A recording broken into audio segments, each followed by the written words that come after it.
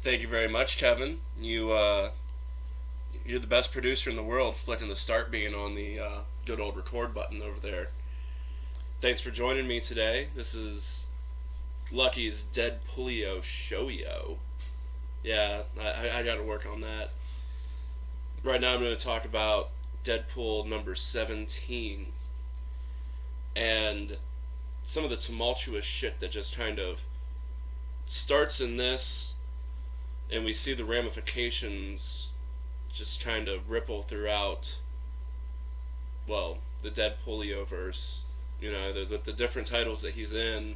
Spider-Man Deadpool, Deadpool versus Gambit, the current one we're talking about, number 17, of his self-titled book, and Deadpool and the Merch for Money, number 3.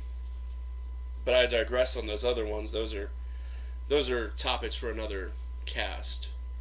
In this one, we rejoin our Merc with the Mouth and his team of ragtag ne'er-do-wells, I guess. Do you smell toast? Maybe. Well, it's they're all kind of very checkered people. You know, like not quite Deadshot bad, but not exactly Captain Rogers good either. You know, it's all of these guys just kind of, yeah, they're real shady fucking characters. And the sad thing is, this issue has a lot of blowback for our friendly neighborhood Merc, and it gets goddamn critical. You know, the crucialness is just almost overwhelming. That we pick up, you know, him and his Merch for Money are still at each other's throats in the bank vault that time locked. Their fight spills out of the vault into the street out in front of the bank, and S.H.I.E.L.D. ends up showing up and arresting them. Yeah, his friend Agent Preston, the robot Agent Preston, just bad Deadpool arrested. Yeah. He pleads his case before a magistrate. I like that. You don't typically hear people throw that word around. It means judge. for those of you that may or may not know that. So anyway, he kind of pulls some shit out of his ass, throws a reasoning up. Hey, well, it was Avengers business because of him being an Avenger now in the Uncanny Avengers series. We also get kind of a foreshadowing of the team breaking up at this point. Everybody's just kind of had enough of dealing with Deadpool and what they think are his shady business ethics. Whereas it's just, I get the sense that Deadpool has a lot on his plate.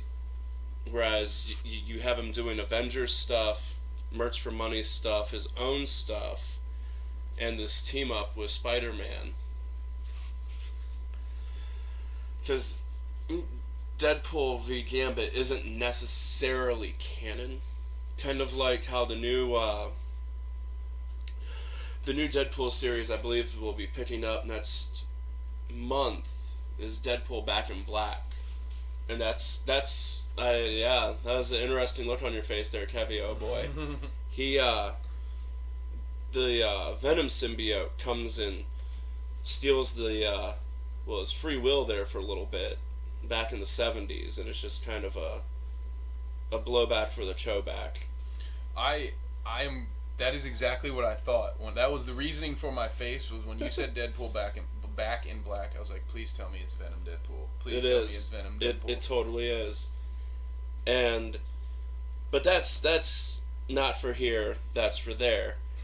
And, because I already have that scheduled on my pull list. So, thank you, Comic Town, you beautiful motherfuckers. I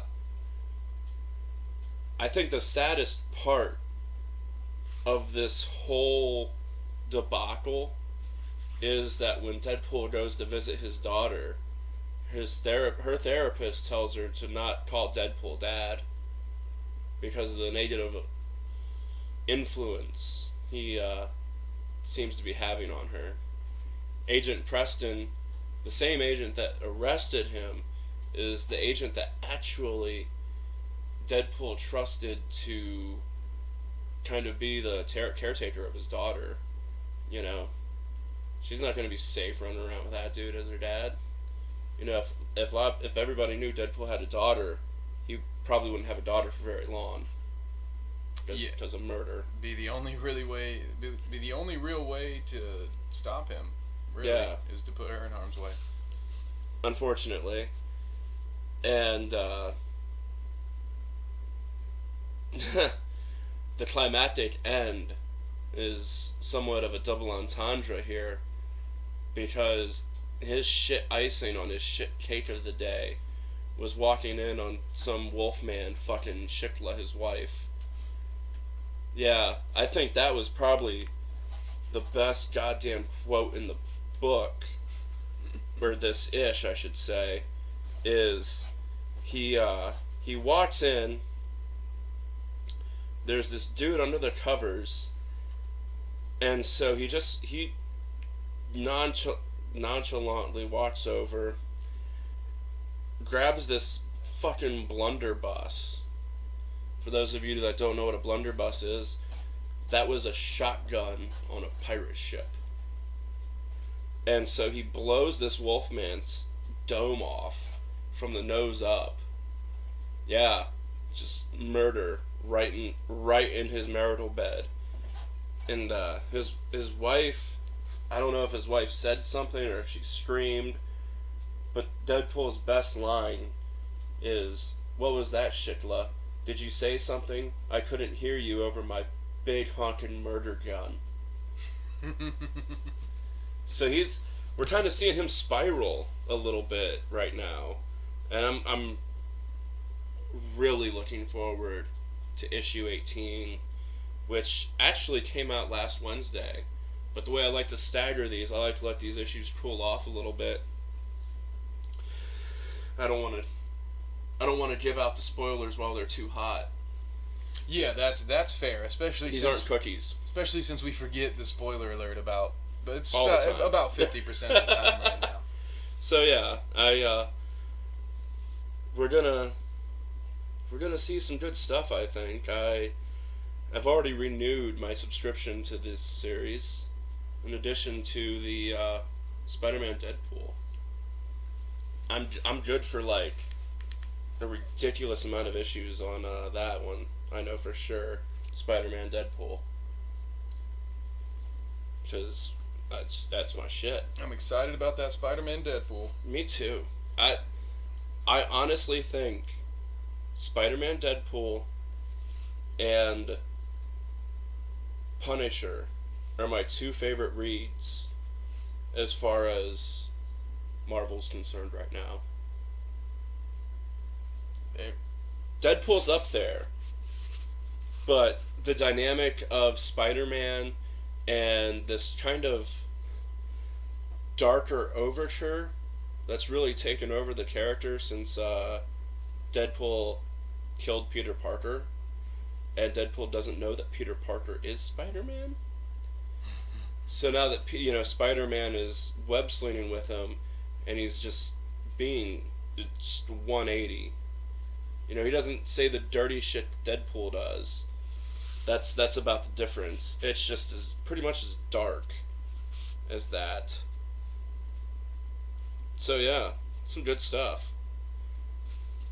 That I have a really big question about what you just said, but I want to wait for. I'm such a tease here. I want to wait for our Spider-Man Deadpool episode to actually bring it up, because why not? We'll wait till we're talking about that. But very intriguing, some of the stuff you just said about. So make sure you guys tune in later this week to hear what my question is for Lou. Right? You tease. I am a tease, but we're gonna do an episode about this in 2 days. I don't want to. Fair enough. I don't want to have it ruined. All right, Stewie. You want some Cool Whip? What? Cool Whip. So anyway, I definitely loved this issue though. I'm one of those people that I think we see the best of Deadpool when he's just kind of knee deep in shit. When the personal turmoil is just turned up to, Spinal Tap levels of 11 all around him. I gave this ish a 4.0 out of 5. Knew it. Do you think we'll ever see a Deadpool issue drop? Below what? Below, let's say, but no, do you think you'll fail a Deadpool issue? Maybe. Maybe. I want to see. Gary Dugan's doing a fine job writing these, though. And yeah, I'm going to get into something along those lines a little bit, further this week with a surprise guest writer for one of the Deadpool series. So, yeah. What? Yeah, I'm looking forward to that. So am I. But yeah, it was a tight read. You didn't have any glass getting broken in one panel and reappearing in the next or anything like that. And I'm looking forward to seeing how he mends fences to be more of a, I don't necessarily know, I would say positive light in his daughter's life, but, a more reoccurring theme. Really loves his daughter. He's not the best dad in the world because, he's Deadpool. Says some fucked up shit. But he's supportive of his little girl, and that's what matters. So, yeah. So, if any of you parents out there are listening right now, smack the shit out of your kid, and then hug them, and tell them it's because you love them. Not really. We don't really condone child violence, child abuse and all that. That was our non-public public service announcement. And I'm going to wrap it up on that note. Fake child abuse is hilarious.